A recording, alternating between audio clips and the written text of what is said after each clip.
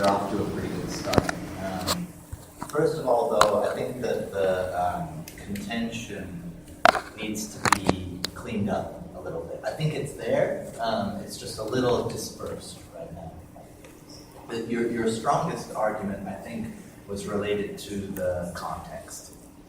So the building's kind of bulky massing and very heavy materials. You make a good argument for that being a contextual response to blend in by showing photographs of the adjacent buildings. I think that's terrific.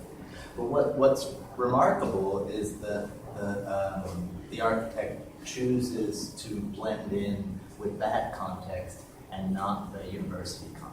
So those bulky, heavy brick buildings, which are a lot of parking garages, and there's kind of institutional buildings that down the street. There's the Veterans Hospital, which is this big heavy thing. The up the hill, though, we've got these 19th century university buildings, which is another adjacent context, which he chooses not to blend in. So I think that you should remark on that as that there's almost a choice of two contexts or two building types to react to, and he chooses this kind of more the buildings that are more of the city than the buildings that are of the university, because I think that's an important decision that the architect made, and I bet was a controversial decision. This is my own speculation, but I mean, when they're meeting with the client, who is the law school would probably prefer the architect to be more in keeping with the university context because they're a university client. But I think that you can connect that decision back to Gluckman's previous work. So you should definitely listen to the commencement address that he gave at Syracuse this year. I think I saw Michael Speaks post it on Facebook or somewhere. You can definitely find it. It's on YouTube if you Google Richard Gluckman Syracuse address. And I would also look at a couple of monographs of Gluckman Maynard's work. There's one that was when the firm was Richard Gluckman Architect, and then there's one for Gluckman Maynard. One of them is called Space Frame. I can't remember what the other one's called, but there's a really good introductory essay in Space Frame by a critic named Hal Foster, who's more of an art historian, but also writes pretty extensively about architecture. He writes a great introduction to the work of Gluckman Maynard, relating Richard Gluckman's own upbringing in Buffalo, New York, and his schooling in Syracuse to the work that he did in the kind of post-industrial landscape of New York City, rigging or creating exhibition spaces for minimalist artists. So the Gluckman's work is heavily contextual. It always has been. Right? So it's easy if you set that trajectory up in the history of his work and his work with his partner David Maynard, in adapting existing warehouses, existing former manufacturing spaces into spaces for art. This project can be seen kind of as an extension of that trajectory. And in modifying those existing buildings, the important thing to do was to bring natural light into those spaces, or to take advantage of the existing ways that those buildings took in natural light. And that's the same argument that you're making for the way that this building works, right? It starts as a kind of a contextual mass, which is then modified and broken apart in order to give access to natural light. And I think that will make a very clear contention for the design intent of the building, how that's really rooted in the fundamental intentions of the firm throughout its history. And then you can start to kind of measure some of the other decisions in the design against that intent. So in the integration of the building systems, is it in support of that intent? Where is it sort of battling with that intent? that can be your kind of your central contention building on project offers. Does that make sense? And I think that for this term project review, this first review, we did expect a little bit more development in terms of starting to talk about just broadly what is the structural system, for instance. Is this poured in place concrete? Is it steel? Is it a hybrid of both? You talked about how the staircases, which are positioned on the 9-point grid, those end up being structural elements, and they find expression on the facade. They actually help to order the volumetric massing on the facade. But I think that some kind of bigger picture systems, you need to have an understanding of what those are, so that you can start to measure them against that central intention that you're making for the building. Does that make sense? So also, as far as having like an anchor image for the presentation, I thought probably the strongest part of your presentation visually was that set of photographs with color overlays. Can you go back to those?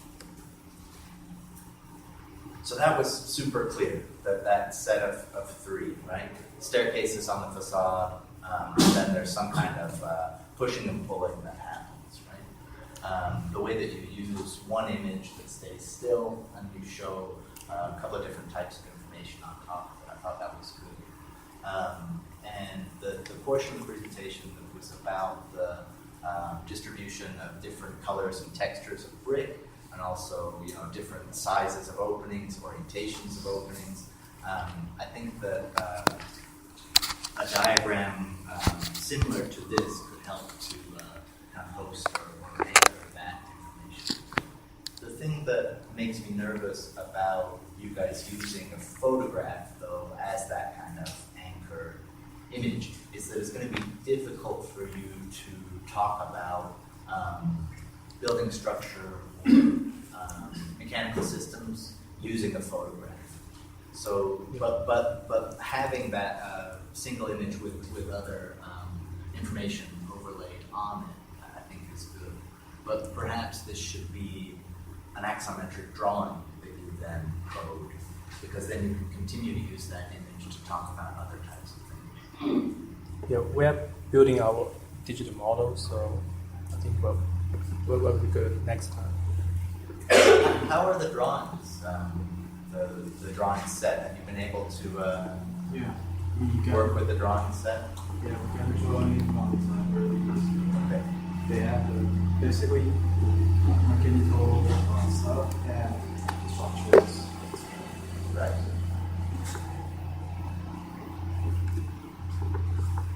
There are a couple of other pieces that you might want to talk about related to the landscape and the way that landscape starts to relate to the plant and the interior kind of carving of the mats. If you go back to the beginning of your presentation, you've got some interior images.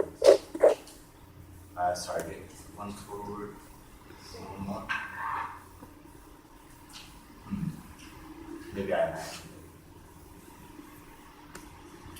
But there's definitely an idea that in that celebratory space, which is in the kind of the center of the building. This image sort of shows it on the lower right. And in the upper right as well. That sort of atrium space, you'll see when you go visit. We'll all go visit in a couple of weeks. You see how the carpet there is kind of this kind of graphic of leaves and grass on it? That's a kind of a cheeky way of coding the interior as if it's supposed to be the outside brought into the building. So OMA at the Seattle Library, they do this as well. There's a correspondence between the sort of real planting on the outside and then this kind of graphic applique on the inside that implies that exterior landscape has been brought inside, such that this portion of the building, this atrium portion, you're not quite inside the building yet. This is some interstitial space between inside and outside. So if you look up into the atrium, you can see, some of those upper spaces are sort of more inside than where you are, right? Does that make sense? What do you mean by? I mean, like conceptually inside. So that celebratory space is a kind of a public space within the building. So it's shared, and it's a sort of an outdoor building.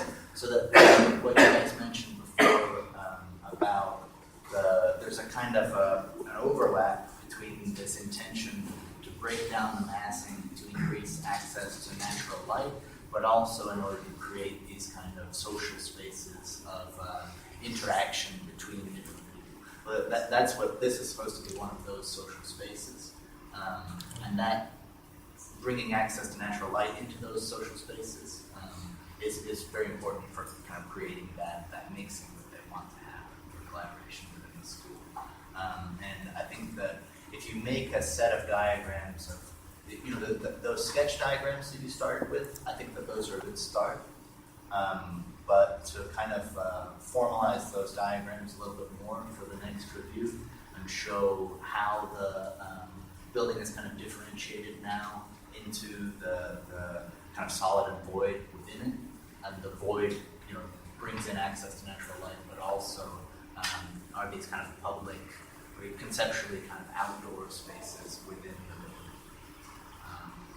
And I think that this axonometric, well, I guess it's perspective what you've drawn, but I would imagine that drawing, could be the same kind of anchor drawing that you use to diagram the other types of information on top. The 9 square grid, I didn't know that the design was based on a 9 square grid. It was mentioned some of the source requirements. So the architect said the plan start with the grid. So we think the grid. So I think the egress, the staircase, the stairway. So kind of 1, 2, 3. You can see it. But that kind of diagram, I think that in order to be persuasive that this is really going on, you need to overlay it onto the plan in some way.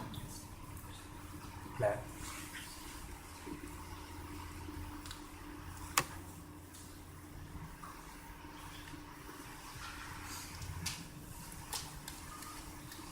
The other thing that I think is really important is that you guys show an understanding of what's the program.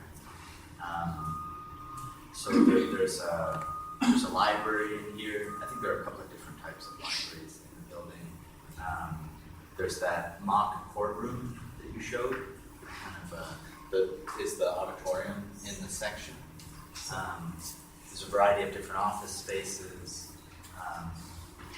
So to get a sense for what the brief was for the project, and then that information can communicate with that volumetric diagram that you're going to make as to how things are pushed and pulled as well. And the information say the school is like a small community, so they got everything, the library, the cafe, office, classrooms, everything, so the student can just stay there all day.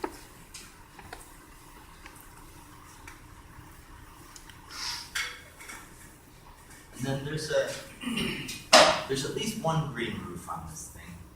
I'm not sure how many. On the roof of the 3rd floor.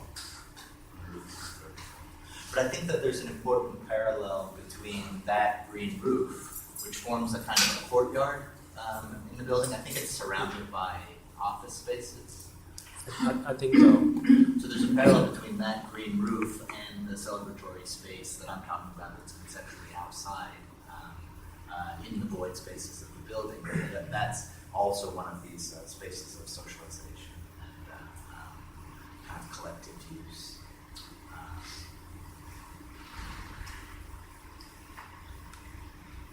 But yeah, I think that set of diagrams, the one before this, that was pretty persuasive, right? That's where the blockiness of the form sort of comes from, that initial kind of just kind of sense of weight.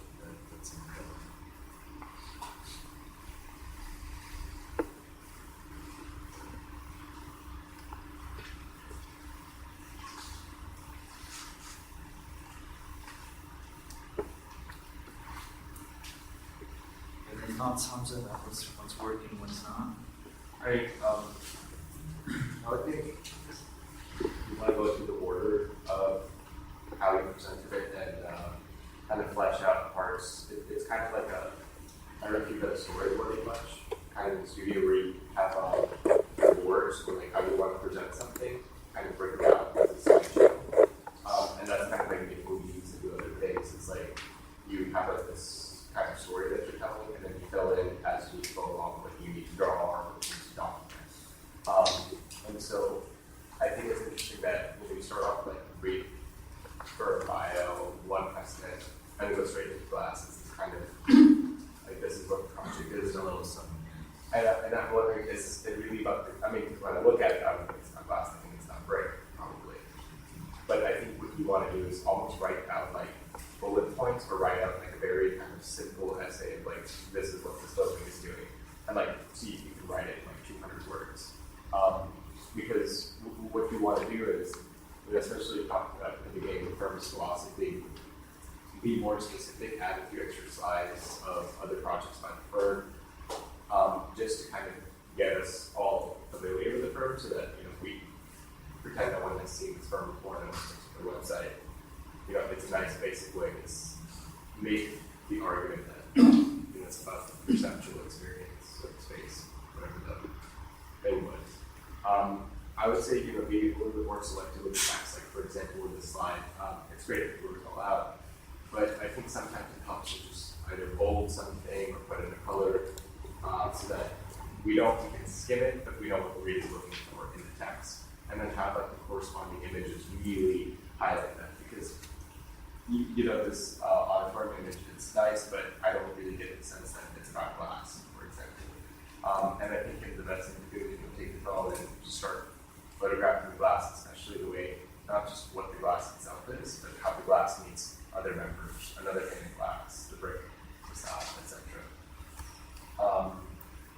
I would also say, when we talk about the context of the sequence of the landscape, this past semester I studied exactly that, pretty much that exact sequence across the campus. And one thing that's helpful is to really call out some of these issues that you're talking about in terms of photographs as you walk there. So it's one of those things where, maybe today you just walk down there and you start taking photos and, start curating what it is that becomes a hard edge to the middle, which is part of your argument. And I think that part of your contextual analysis, as convincing as it is now, kind of opposing the need to the existing law school, could also be interesting to say, for example, that's a much more typical academic building. It's a hideous building, and so it's just going to make the name probably look better. But I think that the way it's kind of oriented around that weird parking lot behind Hendrix, I think that there's something that you can kind of say that you're trying to extend the law school is supposed to be, and your argument that it's supposed to be kind of like what's local to you, we're supposed to be here at all hours. I think, well, how are they really doing that in the building that they got to design? Just other little things. I think that you could kind of, in a sense, have two anchor images in this slide for a lot of people. One for the site map, in a sense, and one for the apartment building analysis, like formal or structural. So if you just have the same thing and you overlay it with things on top of it, it kind of presentation go more smoothly. Try to be rigorous in the things like labeling the buildings. It adds like an extra level of orientation, especially to I know the carrier buildings, obviously, but just a couple extra things with her, and like road names, for example. I like the building formal analysis, so to speak. It's that's like kind of high modernist education, and I think it's working. But how does it start to talk about construction techniques and building systems? It's great that you have this, we didn't expect for you to have figured out all of the findings in I would actually once you start discovering these things, how does that negotiate with walls? We are the Johnson and David said, look at how wide these casting place concrete walls are, and notice that it is exactly to what the student aiming for of the formal. And so it's like, yes, it's formal, and it's like a nice texture of it, and that tells you precisely how this thing and how the structural kind of line is determined. especially once you start getting into building performance, you'll start to understand that they made a lot of interesting decisions on the variation of the facade because of building performance, not just because they were dealing with multiple contracts. I think that the diagrammatic thing that you did, like the sequence, I wouldn't show it as a sequence, like a VR angles kind of sequence. I would make it more like an exploded asymmetric kind of set. I would more like Eisenman, less about like the process of like we have bonds and then these after lines pull apart. Because, for example, when you talk about pulling apart in the 9-square grid, I think that there's a relationship there that doesn't have to be made explicit. I think that we kind of get it to an extent, but what I find more interesting, for example, is if you're talking about a 9-square grid, how does that actually manifest itself in the structural system? Because all grids, like since antiquity, there's grid and structure. So how does that work? Are there moments where that doesn't work and they have to cheat a little bit, things like that? Yeah, I think it's great to have that as this is the formal system, but then where that formal system comes into competition with other constraints, that makes for especially fruitful critical analysis. And you'll find a place where they couldn't adhere to the formal system anymore, and there's some other exception to that system. Or maybe the formal system is so rigorous that they have to jump through some really crazy structural hoops with some strange systems in order to accommodate. So if they come into competition, which one's winning? And it's that documentation of the base systems that's the most obviously missing thing from the station. So some things you want to do is, I understand that the staircase is important, but if you look at most construction, the staircases go up because they provide shear, and you have to do things for the construction workers themselves using the staircases sometimes to go up.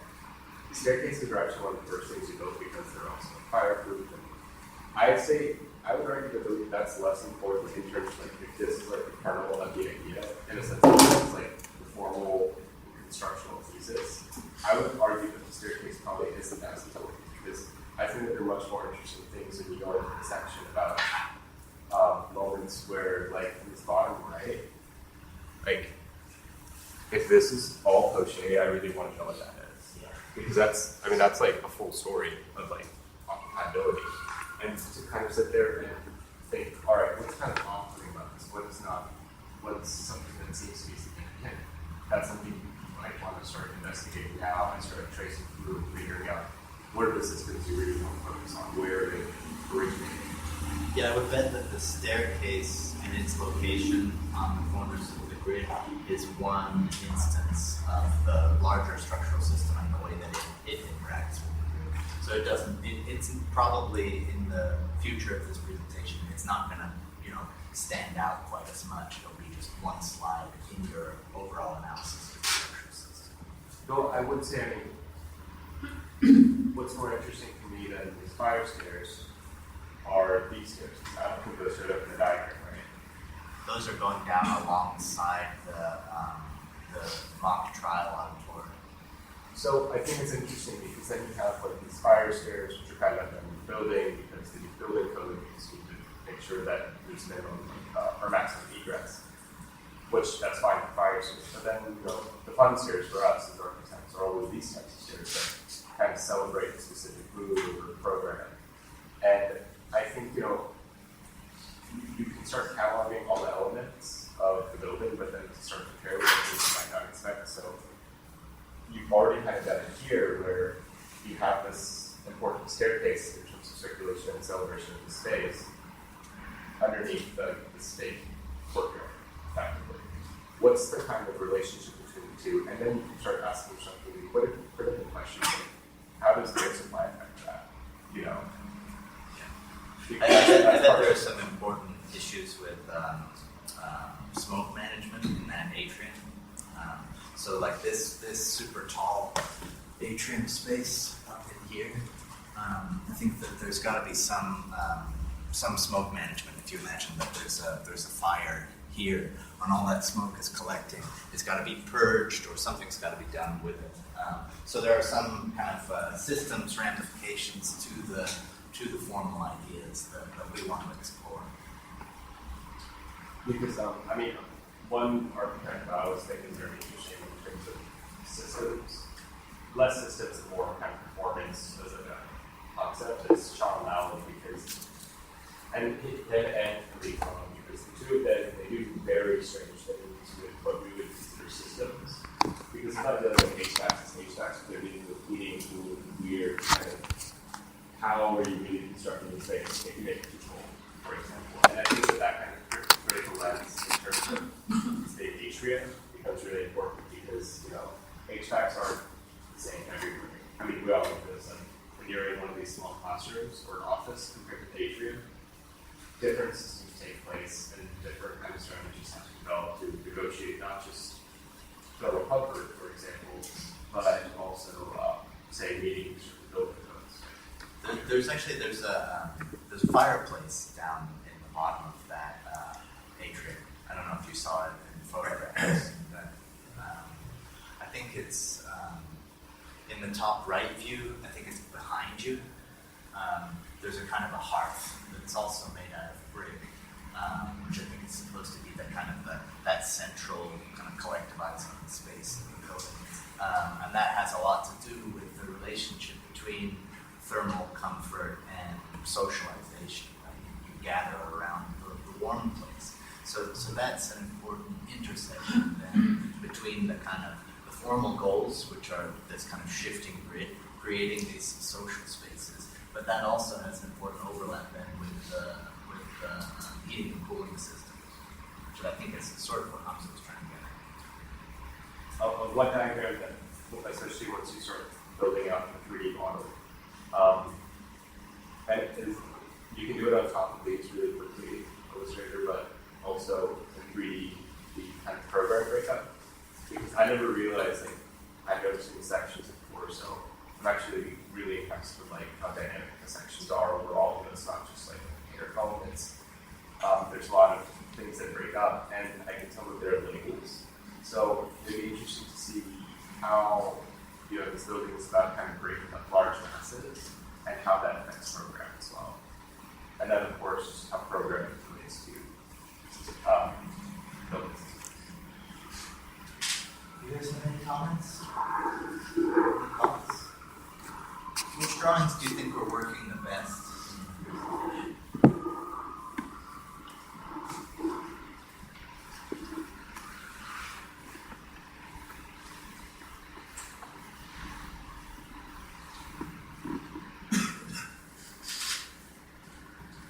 Has anyone visited this project before? You guys have been inside? I've been construction. During construction, you visited? Yeah, I visited when it was done. Just while. Yeah. But it's, I don't think you can get in it as I got it. Yeah, we just Yeah. Oh, really? that was last. Yeah. Yeah, when it was just finished, I just like walked in and nobody really questioned it.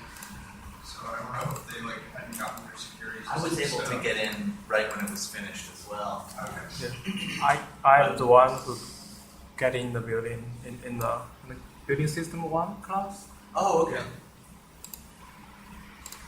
So you do know a lot about the structural system, you must.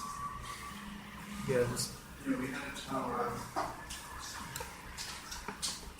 You'll have to try, if other people have taken a tour of it, you'll have to try to get photographs from them that you can use in the presentation. Yeah.